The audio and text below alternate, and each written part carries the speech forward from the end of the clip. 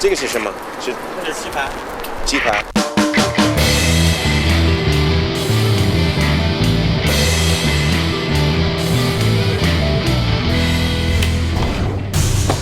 Street food. Oh yeah, it's snack time. Hey, guess what I don't miss? Driving. I take the subway. I take a bus. I take a taxi. I don't pay gas. I don't pay car insurance. I don't have to park a car. On top of that, there's the benefit of it taking me a really long time to get anywhere that I want to go. My wife, though, she really wants to drive. What are you doing, dear? I am studying for my driving license test. The app is here at the bottom. It's called Drive in China. It's next door to my McDonald's and my QQ Music. I should do a whole episode on China apps. What do you think, street foodies? Do you want app recs from Ash? You can study or do training. What's the difference there? Don't know. The right thing to do at night when a car that didn't turn off the high beams is coming towards you is to slow down to prevent an accident with pedestrian crossing the street within the high beam. A lot of times I've been going by what I see happening on the road and I'll select that answer, and that is actually incorrect. Do you take a driving test or just a paper test?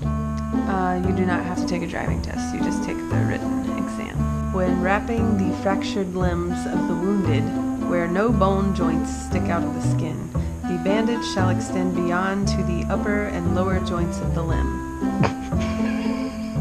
I'm gonna say that's correct. Once I heard there was a question about what to do if someone's organs had spilled onto the highway, and I think the right answer was put them in a bucket. Drive by June. Pretty dope app rec from my pretty dope wife. But my buddy Mike already has his license and he drives on the regular. So I conducted this hard-hitting interview. You have a car. Well, yes. It's not my car, it's my friend's car, but yes, I drive it every day. How much does gas cost? People ask me all the time, what's the price of gas in China? It's about $4 a gallon. So I gotta fill up about twice a month. A little less than 300 RMB. So you're not going that far. It's like, you know, you live in a city, so you don't have to go that far. Right, yeah, exactly. As far as, I think from my house to my school is only like 5 or 6 miles. Okay.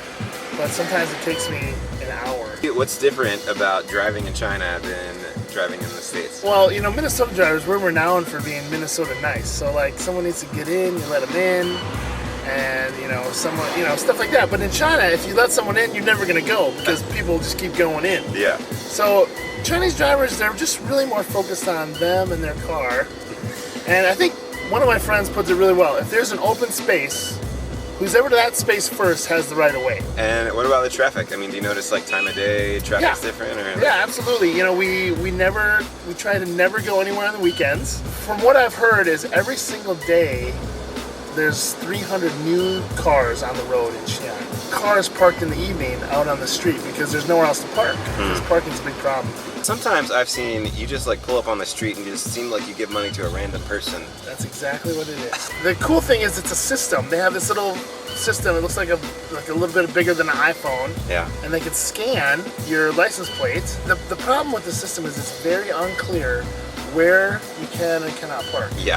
For example, I have a garage spot in my complex where I live, but a lot of people park on the street outside, and every single day the police come around 2 o'clock and they ticket everybody in the street. Now there's no signs that say no parking.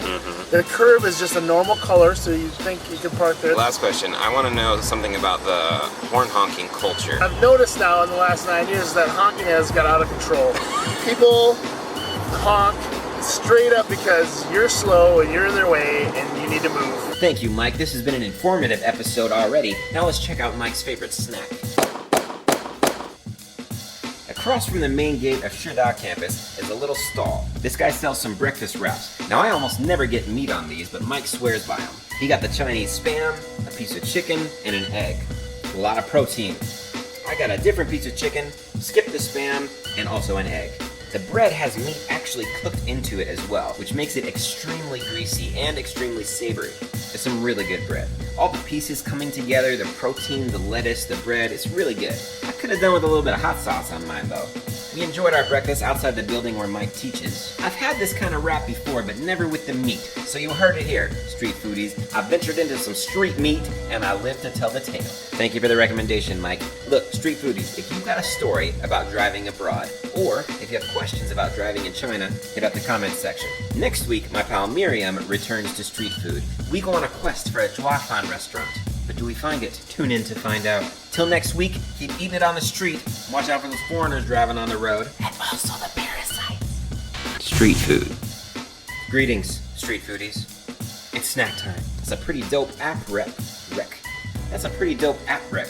That's a pretty dope app rec from a pretty dope wife. That's a pretty dope app rec. That's a pretty dope app. That's a pretty dope app rec. App rec. Dang it. It's hard to say.